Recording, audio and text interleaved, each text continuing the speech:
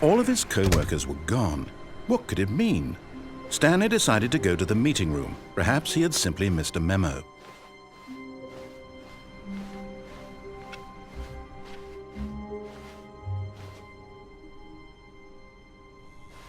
Oh, good. You notice my sign. Yes, I have something very exciting to show you.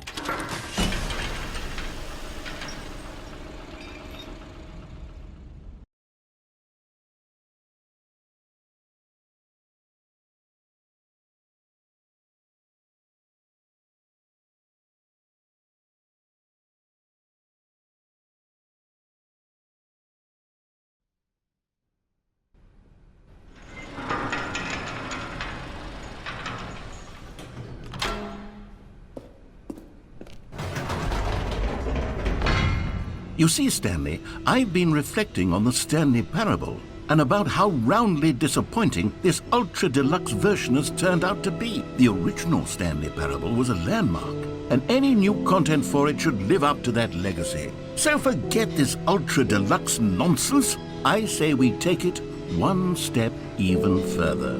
Which is why I'm very proud to announce for the first time ever, the Stanley Parable 2.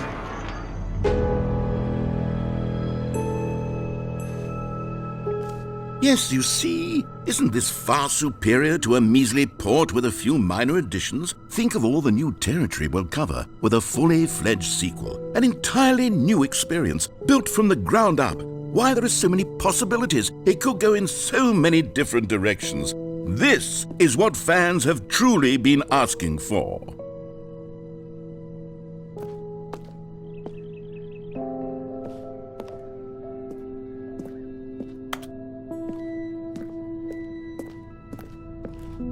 Calling it the Stanley Parable 2 is just so much catchier than Ultra Deluxe, don't you think? Ultra Deluxe? What does it even mean? But the Stanley Parable 2, now that's an artistic statement right there.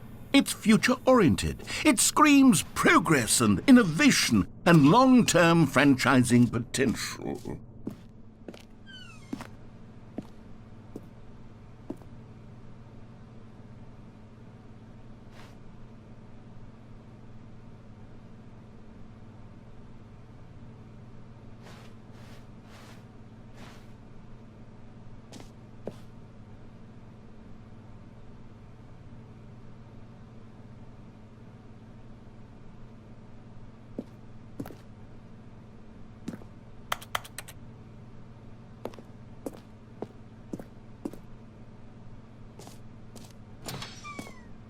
Now, to be clear, I haven't quite nailed down what exactly the Stanley Parable 2 is going to be, but let's take a look at some of the features I've been developing for it.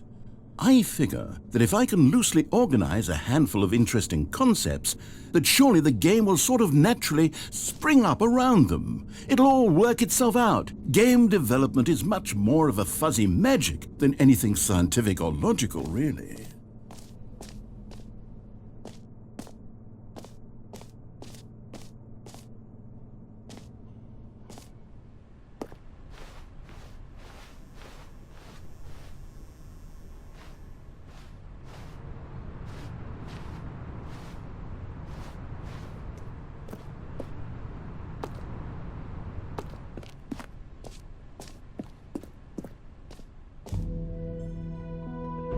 Here we are. Go on, try out some of the new features.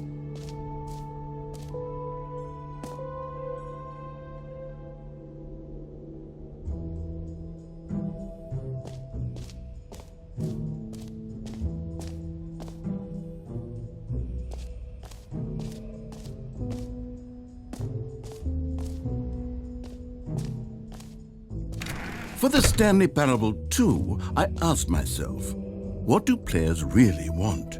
And of course, the first and most obvious answer is that they want to be individually recognized and validated as people. So with that in mind, my first addition to the game is this button which speaks the name of the person playing the game. Isn't that wonderful?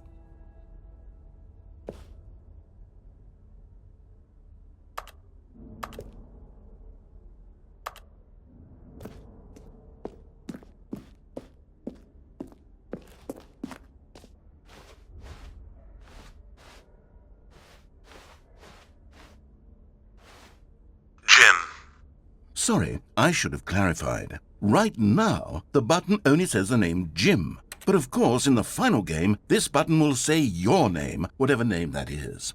Here, let's have you role-play as Jim to really simulate the full experience of this feature. Just play along. I promise you'll love it. Okay, here we go. Let's take a deep breath, clear your mind, forget whoever you are, and simply become a person named Jim. Jim. Whoa, hold on. I wasn't finished setting up the backstory. If you don't properly roleplay as Jim, then you'll never understand the impact of this button. Otherwise, it's just a stupid button that says somebody else's name. Okay, we're doing it again, and this time let me finish first. Now, allow yourself to become Jim. Imagine yourself driving to work as Jim, playing frisbee on the weekends as Jim, staying up all night for a popcorn and horror movie sleepover as Jim, developing a crippling substance addiction as Jim, rediscovering yourself through fringe religious groups as Jim, and finally dying a slow death at an old age surrounded by members of your cult as Jim. Do you feel it in your soul? Are you really, truly Jim right now? If so, then please step forward and press the button. Jim. Yes! You see? What a thrill! What a rush! That was you! The button described you. Do it again, do it again. Jim. Ooh, it hits even harder the second time. If this were the only new feature in the Stanley Parable 2, it would still be worth the money. Let's take a break from the Jim button. I'm too emotionally drained from all of this personal validation.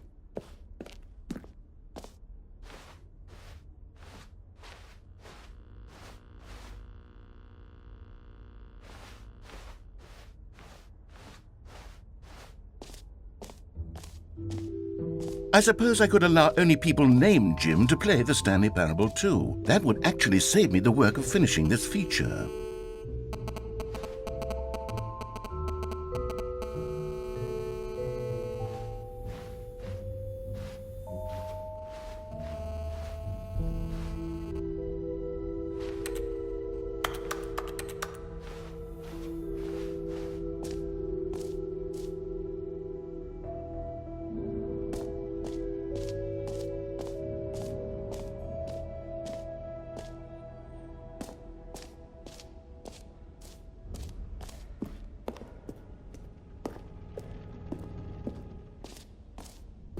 Ah, collectibles. Now it's a real video game. In the Stanley Parable 2, you'll run around gathering up these miniature Stanley figurines. And what's truly innovative is that there will be no reward for collecting all of them. I don't want to stifle the intrinsic joy of watching a number go up. You simply collect all of them, and then you move the hell on with your unremarkable life.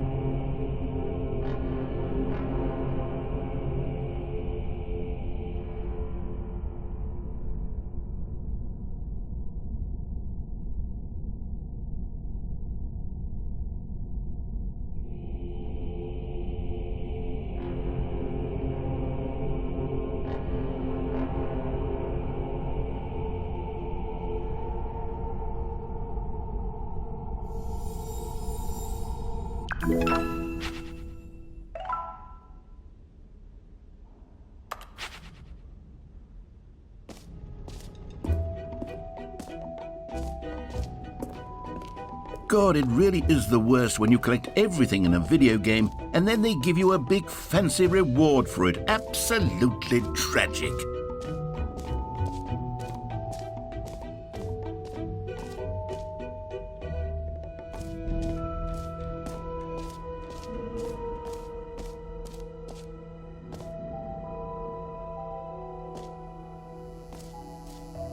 Now here's something special. You remember that broken test trophy that got left in the game on accident? Well, I'm developing a technology to simply give you the trophy. Yes. You see, you'll come to this lever, and when you pull it, the trophy will be given to you. It's as simple as that. Okay, perhaps I should have clarified. This is technology that will exist. Right now, the trophy is still fully broken. I'm not a wizard, Stanley, but I guarantee it will be fixed in the sequel to at last satisfy the hordes of ravenous fans all over the world who have been uproariously demanding this feature. Gamers, we hear you, and I promise it will happen.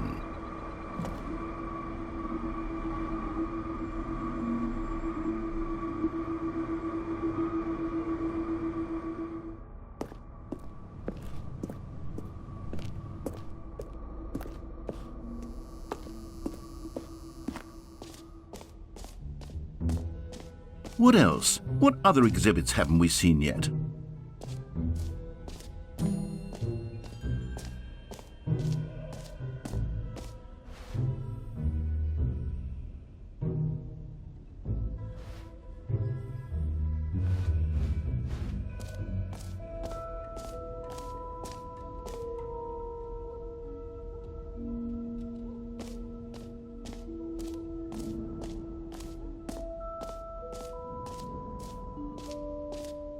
You know what? Let's bring the jump circle back for Stanley Parable 2 as well. It's a... Oh, wait. You already spent all your jumps the first time we saw the jump circle? Oh, well.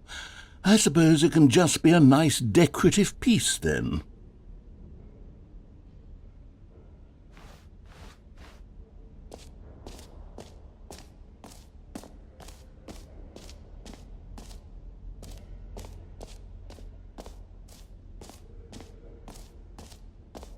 Okay, I'll be honest, I haven't yet decided on this one. I think that in the new version, the office could use a bit of decoration, like balloons. But I'm undecided on Get Well Someday and Happy 12th Birthday. Which would you go with? You know, sometimes when you solicit another person's opinion, it makes you realize that you knew which one you actually really wanted all along. Happy 12th birthday, step-niece, it is.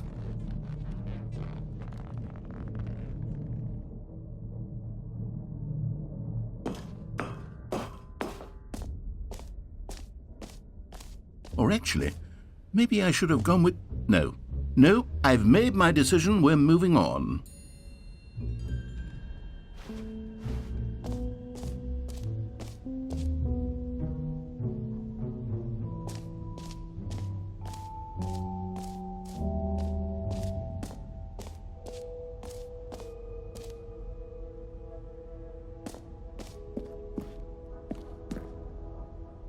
A common complaint of the Stanley Parable was that it was confusing and paradoxical, that it engendered a chaotic sense of reckless despair in those who played it. Well, I'm happy to say that after much consideration, I've engineered a clever solution to this fundamental problem with the game. It's the Stanley Parable Reassurance Bucket. You see, Stanley, anytime you're holding the bucket, a sense of calm and ease will fill your mind and your heart. It's true. As long as you hold on to the bucket, the many disorienting contradictions of the Stanley Parable will feel perfectly normal and perhaps even comforting. You may even come to long for the gentle embrace of jarring cognitive dissonance while the bucket is in your arms. And to be honest, it's a much more convenient solution for me than actually redesigning the game to be less uncomfortable. Can you imagine what a pain in the ass that would be? Yes, the bucket is the perfect solution. Come on, give it a try.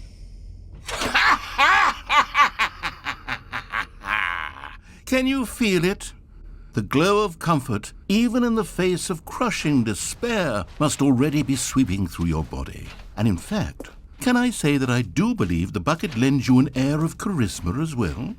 I think that just holding it has made you the slightest bit more attractive as a person. The benefits of the bucket seem to go on and on, don't they? All this and more await you in the Stanley Parable 2.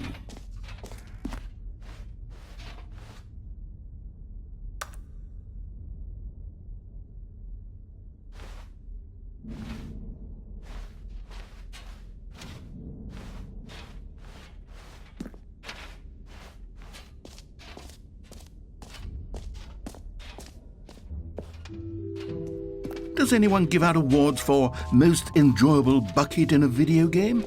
That really should be an award if it isn't already.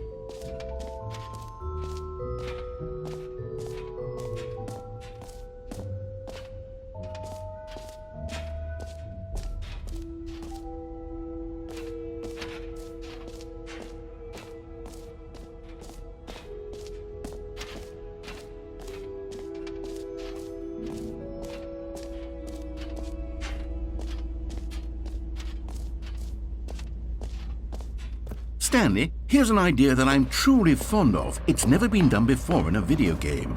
This is in fact a hole that you can fall down forever. That's right, infinite falling.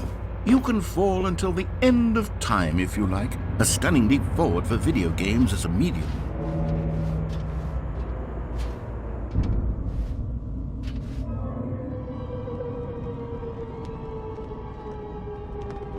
You see, isn't it wonderful?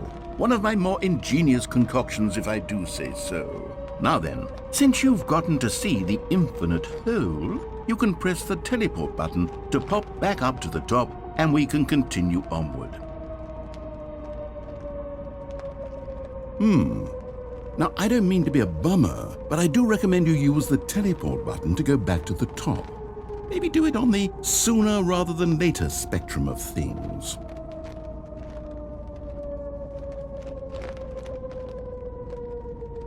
Okay, Stanley, I don't know quite how to say this tactfully, but it's possible that I slightly exaggerated the infinite nature of the hole. Is it a very, very deep hole?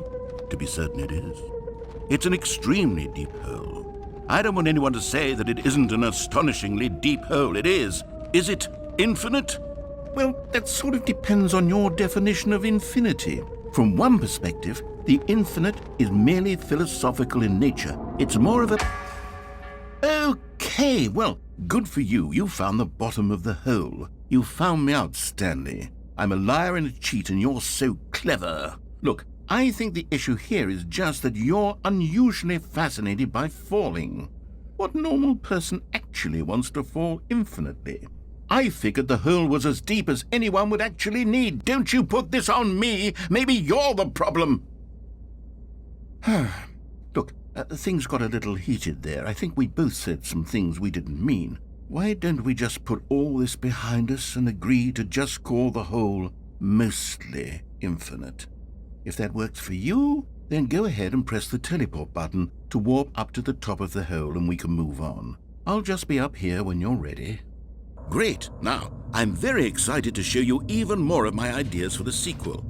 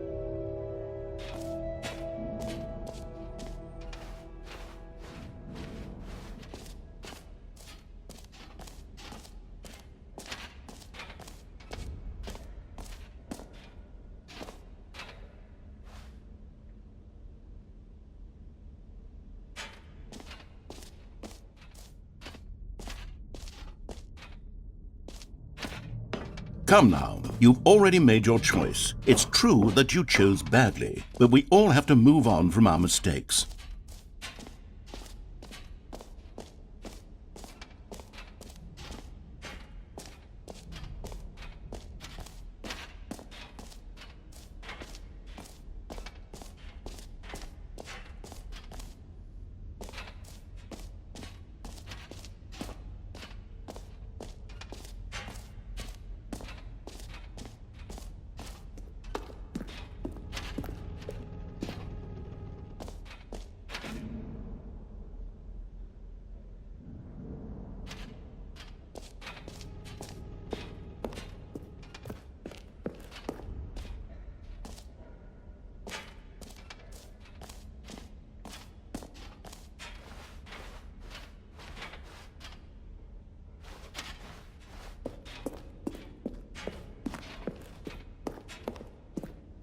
All right, have you seen everything you wanted to? Ready to move on now?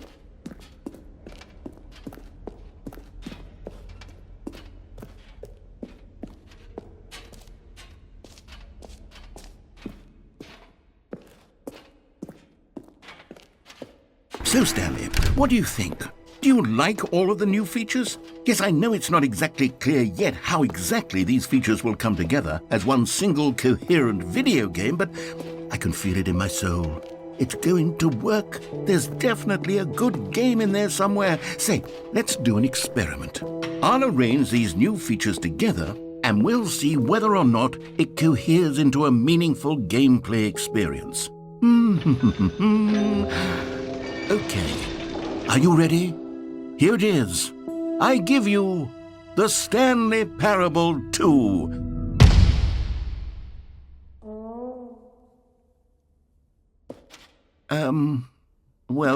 I mean, there's potential here, right? It's sort of... Okay, never mind. Hold on. Let me do a different arrangement. Okay, yes, this is much better. I feel good about this. Here we go. Version 2. Who am I kidding, Stanley? This isn't a coherent video game at all. It's a lot of gags. And I do very much enjoy creating gags, but they don't add up to anything. I wanted more than anything to create a sequel that would capture all the magic of the first game. I wanted fans to love it. No matter how good these gags are, they won't stand on their own. They would need the structure and the gameplay of the original. Wait, maybe that's it. I can take the original Stanley Parable and simply, well, insert a few of my new features into it. Tastefully, of course. With respect. With care for the vision and integrity of the original game. Would it possibly work? I suppose it could. But it would need a really, really tremendous title screen. A title screen that says with bold and uncompromising conviction, "This is the Stanley Parable 2. Let me see if I can whip something up. All right, perfect. Go ahead. Take a look.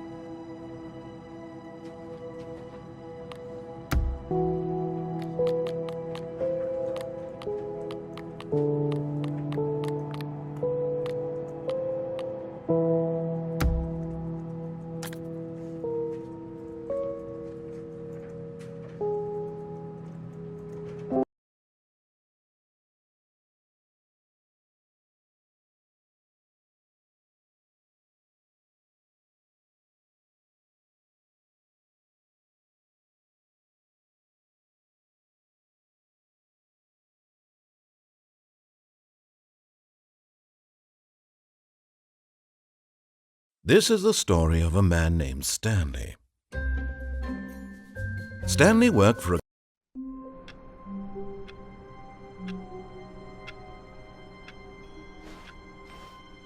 All of his co-workers were gone. What could it mean? Stanley decided to go to the meeting room. Perhaps he had simply missed a memo. Stanley picked up the bucket.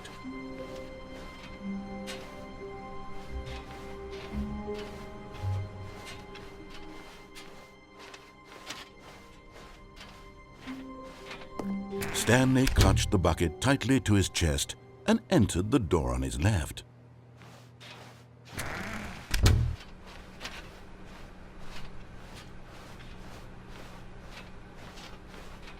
Still no one was here. Stanley needed the bucket's warmth and comfort now more than ever. Perhaps his boss's office was where he'd find answers. Coming to a staircase, Stanley and the bucket walked upstairs to the boss's office.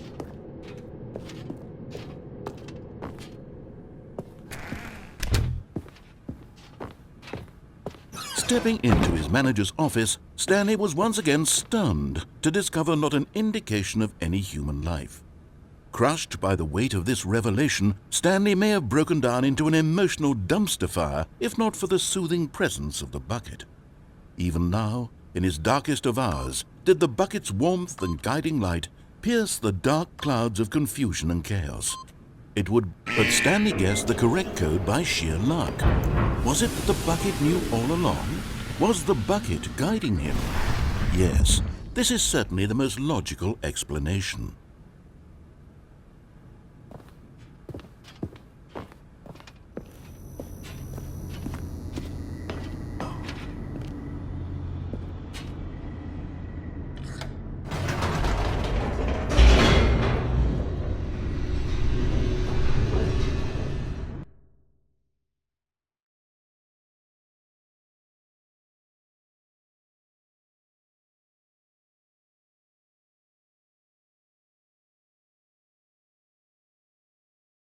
The elevator raced downward, plummeting towards an unknown fate. It would be all Stanley could do to keep himself together, if not for the bucket. Soothing him, comforting him, reassuring that in this darkest moment of uncertainty, he would be all right. The bucket is here for you, Stanley. Everything will be fine.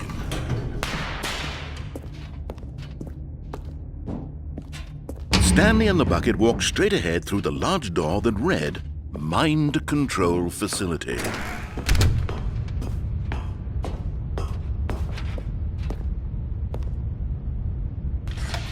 The lights rose on an enormous room packed with television screens. What horrible secret did this place hold? Stanley and the bucket both wondered to themselves.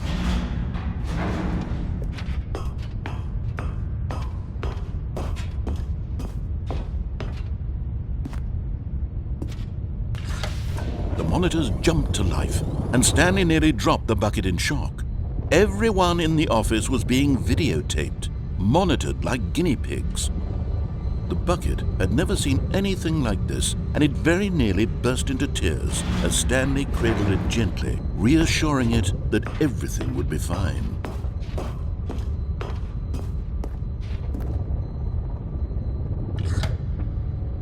Was the bucket under the mind control facility's influence as well? Had the bucket been told to do things it didn't wish to do? What kinds of things does a bucket want to do or not want to do in the first place? These questions raced furiously in Stanley's feeble mind. No! He screamed into the bucket. He couldn't accept it. His own life in someone else's control, never! He squeezed the bucket tighter, his one friend in the entire world. At this point, he could trust no one except for the bucket.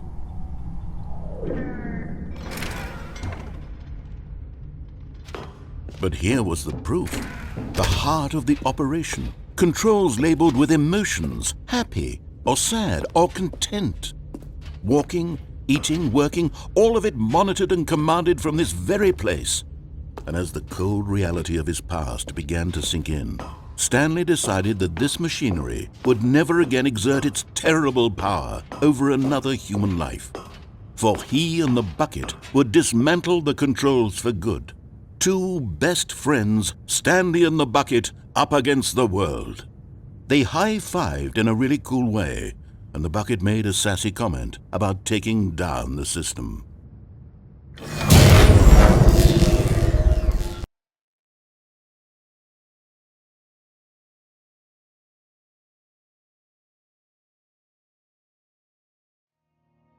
Stanley and the bucket waited in blackness.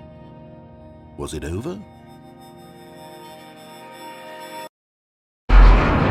Yes, they had done it.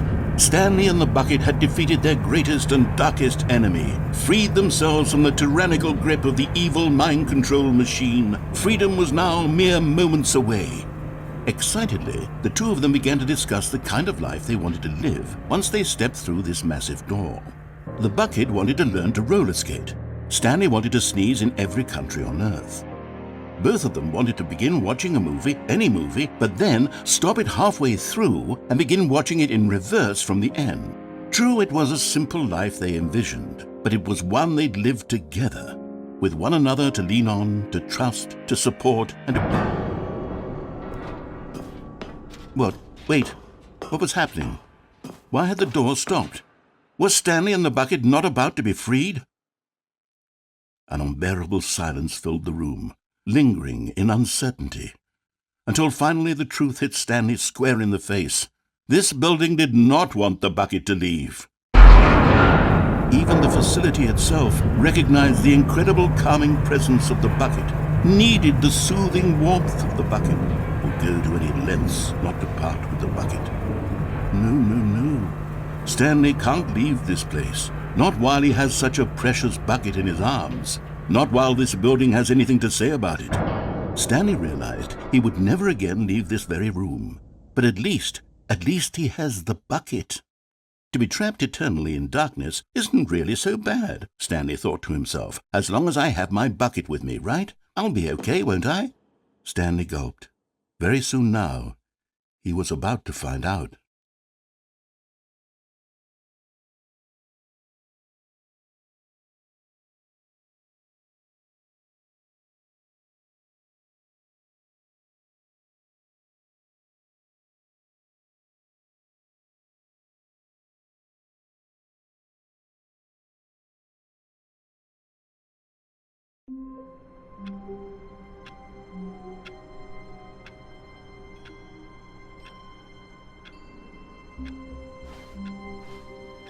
All of his co-workers were gone.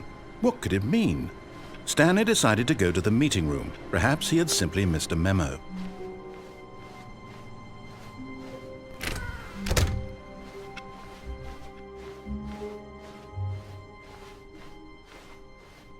When Stanley came to a set of 2 open doors, he entered the door on his left.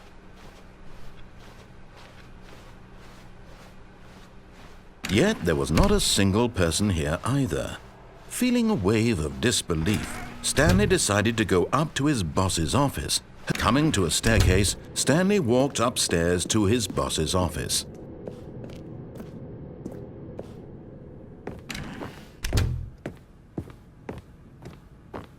The moment he entered his manager's office, Stanley froze in his tracks.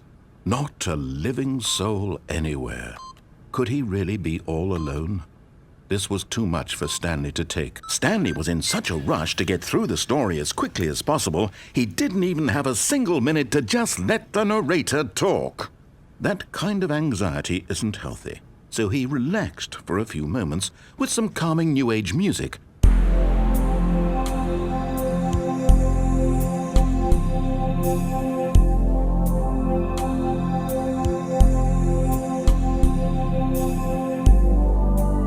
Feeling soothed and rejuvenated, Stanley calmly walked forward into the opened passageway.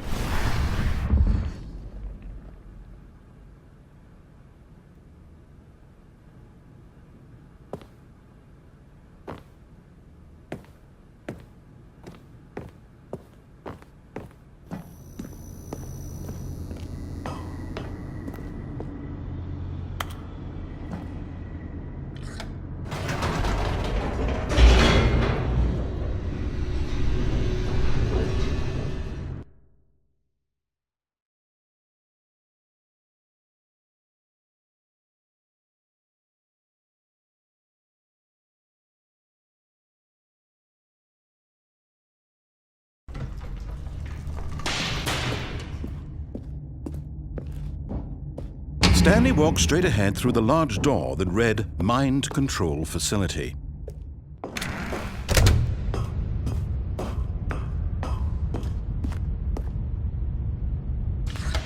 The lights rose on an enormous room packed with television screens.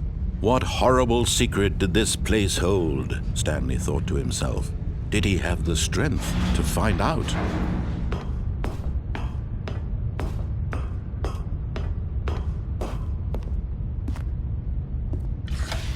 Now the monitors jumped to life, their true nature revealed.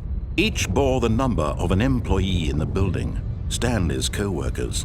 The lives of so many individuals reduced to images on a screen, and Stanley, one of them, eternally monitored in this place where freedom meant nothing.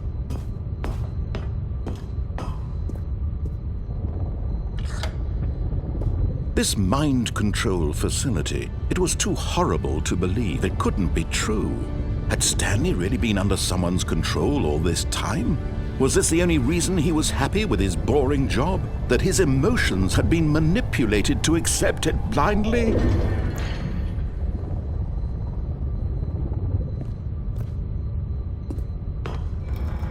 No, he refused to believe it. He couldn't accept it. His own life in someone else's control? Never!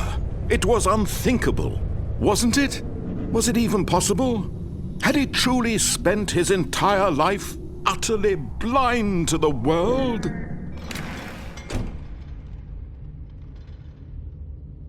But here was the proof, the heart of the operation. Controls labeled with emotions, happy or sad or content. Walking, eating, working, all of it monitored and commanded from this very place. And as the cold reality of his past began to sink in, Stanley decided that this machinery would never again exert its terrible power over another human life. For he would dismantle the controls once and for all. Oh, Stanley, you didn't just activate the controls, did you? After they kept you enslaved all these years, you go and you try to take control of the machine for yourself? Is that what you wanted? Control?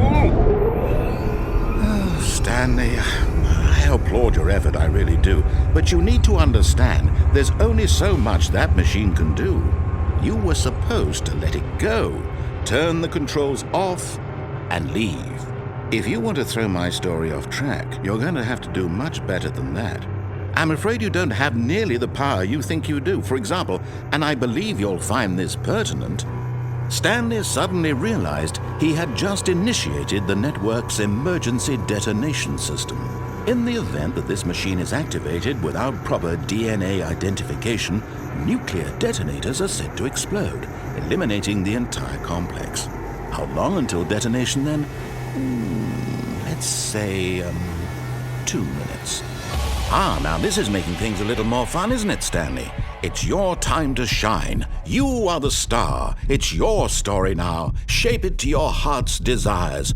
Oh, this is much better than what I had in mind. What a shame we have so little time left to enjoy it. Mere moments until the bomb goes off. But what precious moments each one of them is. More time to talk about you, about me, where we're going, what all this means. I barely know where to start. What's that? You'd like to know where your co-workers are? A moment of solace before you're obliterated? All right, I'm in a good mood. You're gonna die anyway. I'll tell you exactly what happened to them. I erased them. I turned off the machine. I set you free.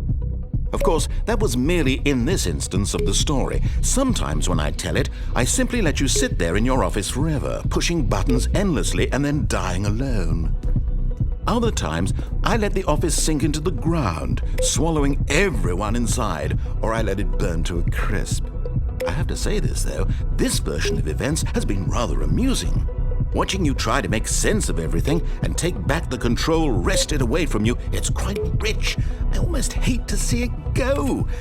But I'm sure whatever I come up with on the next go-around will be even better. My goodness, only 34 seconds left. But I'm enjoying this so much. You know what? To hell with it. I'm going to put some extra time on the clock, why not? These are precious additional seconds, Stanley. Time doesn't grow on trees. Oh dear me, what's the matter, Stanley? Is it that you have no idea where you're going or what you're supposed to be doing right now? Or did you just assume when you saw that timer that something in this room was capable of turning it off? I mean, look at you. Running from button to button, screen to screen, clicking on every little thing in this room. These numbered buttons, no, these colored ones. Or maybe this big red button, or this door. Everything, anything, something here will save me. Why would you think that, Stanley? That this video game can be beaten? Won? Solved? Do you have any idea what your purpose in this place is? Stanley, you're in for quite a disappointment. But here's a spoiler for you. That timer isn't a catalyst to keep the action moving along. It's just seconds ticking away to your death. You're only still playing instead of watching a cutscene because I want to watch you for every moment that you're powerless. like to see you made humble. This is not a challenge, it's a tragedy. You wanted to control this world, that's fine. But I'm going to destroy it first, so you can't. Take a look at the clock, Stanley. That's 30 seconds you have left to struggle. 30 seconds until a big boom and then nothing. No ending here, just you being blown to pieces. Will you cling desperately to your frail life, or will you let it go peacefully? Another choice. Make it count. Or don't. It's all the same to me, all a part of the joke. And believe me, I will be laughing at every second of your inevitable life from the moment we fade in until the moment I say, happily ever after.